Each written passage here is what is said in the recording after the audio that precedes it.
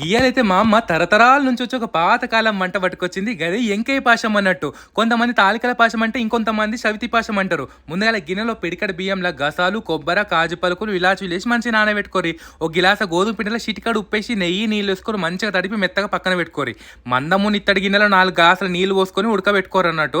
అది ఉడికేలోపు మంచిగా సన్నగా తేలకలు చేసుకోవాలి మనం.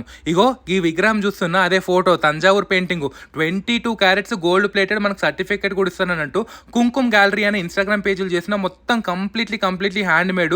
చాలా బాగా అనిపిస్తుంది. కావాలంటే ఒకసారి ఇన్స్టాగ్రామ్ పేజ్ పోయి చూసుకోరి. మంచిగా నీళ్ళు ఉడుకుతున్నాయి కదా, గప్పటికి షేగల్లాగా చేసుకుని అవి కూడా వేసుకోవాలి. ఇది మంచిగా ఉడికిన తర్వాతనే మీకు టేస్ట్ తగ్గట్టు చక్కెర వేసుకోరి.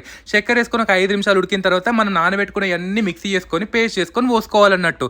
మంచిగా ఉడికిన తర్వాత లాస్ట్ నెయ్యి వేసుకుంటే చాలా టేస్ట్ ఉంటుంది. మీరు కూడా కావాలంటే ఒకసారి చేసుకొని చూడండి. నాకైతే తంజావూరు పెయింటింగ్లు చాలా ఇష్టం. వీళ్ళ దగ్గర ప్యూర్లీ హ్యాండ్ మేడ్ ఉన్నాయి కాబట్టి ఇక్కడ ఆన్లైన్లో తీసుకున్నా. మీకు కూడా కావాలంటే ఒకసారి